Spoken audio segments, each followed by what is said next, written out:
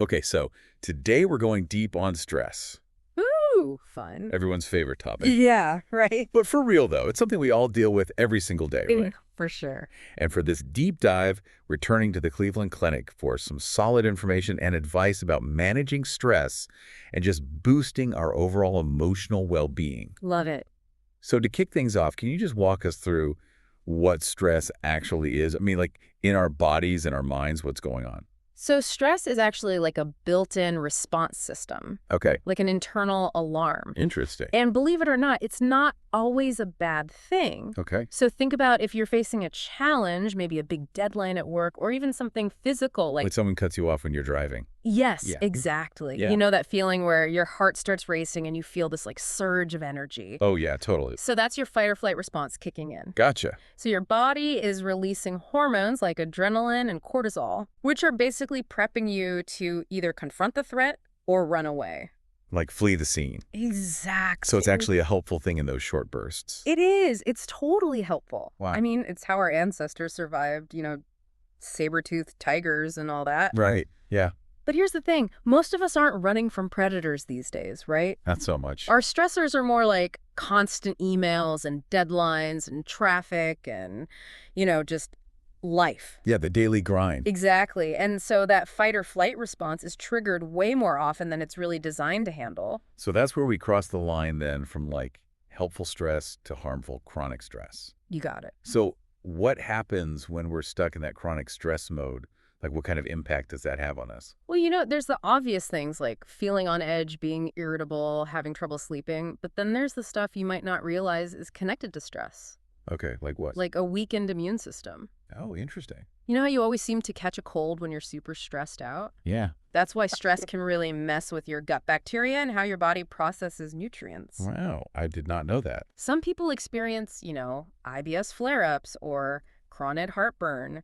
And then there's the sleep disruption, which just throws off everything. Oh my gosh. Tell me about it when I'm sleep deprived. Like even the smallest things just feel so much more stressful. It's like this horrible cycle. That's a vicious cycle. So now that we understand the enemy here, Right. let's talk about how to fight back. Like, what are some effective strategies for managing stress? Okay, so we have a whole arsenal of stress-busting tools, but one of the most powerful weapons is exercise. Oh, I love that. And it's not just about, looking good or fitting into your jeans. It's about actually changing your brain chemistry. Oh, for sure. When I'm feeling super overwhelmed, Oh, yeah. a good run just clears my head. Yes. It's like hitting the reset button. That's a great way to put it, and there's actually science to back that up, All right. Research from Harvard shows that even short bursts of exercise, like even just a 15-minute HIIT routine, can have the same mood-boosting effects as an antidepressant, Wow. but without the side effects. That's amazing. But all thanks to those endorphins, They act like natural painkillers and mood elevators. But we don't have to be marathon runners to get the benefits. Nope, not at all. What about like yoga or brisk walk? Absolutely. Even moderate exercise can make a huge difference. Okay, cool. The key is just finding something you enjoy and that you can actually stick with. That makes sense. And speaking of finding calm, Yes. you mentioned relaxation techniques earlier. So what are some of your go-tos? Oh, there are so many good ones. Yeah. Deep breathing exercises are really powerful. Okay. Even just a few minutes of focused breathing can slow your heart rate, lower your blood pressure, and just really calm your nervous system. I used to be so skeptical of deep breathing. Really? I thought it was like a bunch of hippy-dippy nonsense. Mm. But then I actually tried it during a panic attack, Wow. and it really worked. Good for you. It was like hitting the pause button on my anxiety. Yeah. And so now I try to do it for at least a few minutes every day, even if it's just while I'm waiting in line at the grocery store or something. I love that tip. It's all about incorporating these practices into your everyday life. Right. And then there's meditation, which has been shown to reduce stress hormones, improve sleep, and even enhance cognitive function. So are there different types of meditation? Is there one that's particularly good for stress? Mindfulness meditation is a great place to start. It's all about just focusing on the present moment without judgment. You're observing your thoughts and feelings without getting swept away by them. That sounds simple enough, but I'm sure it takes practice. It does, but like anything, the more you do it, the easier it gets. Right. And the benefits are so worth it. Totally. And what about that loving kindness meditation? I've heard about that. Oh, yeah, that's a good one. What is that?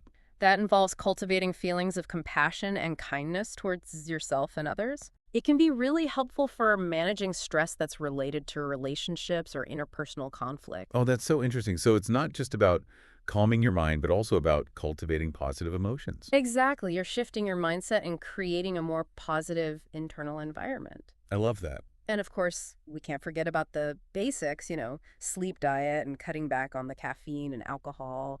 It's so easy to let those things slide when you're stressed out, but they're so important. They really are. Do you have any tips for actually sticking to those healthy habits when life is just crazy busy? For me, it's about having those non-negotiables. Non-negotiables. Like no matter what, I make sure I get at least 7 hours of sleep. 7 hours. And I always have healthy ingredients on hand so I can easily whip up a nutritious meal, even if I'm, short on time. Right. It's an investment in my well-being. And speaking of investing in our well-being, let's talk about time management, because we've all been there feeling like we're juggling chainsaws while riding a unicycle. Yeah, for sure. But there are ways to get off that crazy ride, right? Absolutely. One of the biggest things is learning to figure out what absolutely must get done and what can wait. Okay. Break down big projects into smaller, more manageable tasks. Okay. And learn to say no. Yes. I think so many of us feel pressure to say yes to everything, and then we end up feeling totally overwhelmed. Exactly. Protecting your time and energy is so crucial for managing stress. Yeah, for sure. And what about the importance of social connection?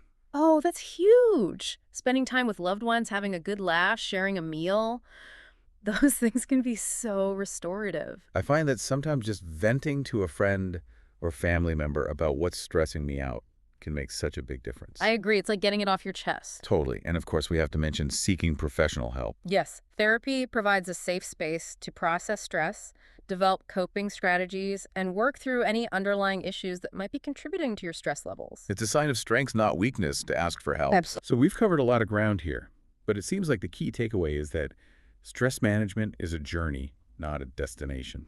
100%. It's about finding what works for you and making it a part of your daily routine experiment. Be patient with yourself and remember that there's no one-size-fits-all solution. It's so true. And it's also important to listen to your body's stress can manifest in so many sneaky ways. So recognizing those early warning signs is key. Exactly. Pay attention to those physical and emotional cues. Are you clenching your jaw? Are you having trouble sleeping? Are you feeling more irritable than usual? Okay. These are all signs that your body is trying to tell you something. That's amazing advice. Thank you so much. And for our listeners out there, if you're looking for more resources and information, I definitely recommend checking out the Cleveland Clinic's website. They have tons of helpful articles and tips. It's a great resource. Until next time, remember, you got this. You do. We're all in this together. We are. Stress happens. It does. But we can handle it. We can. All right, that's it for our deep dive on stress. Bye, everyone.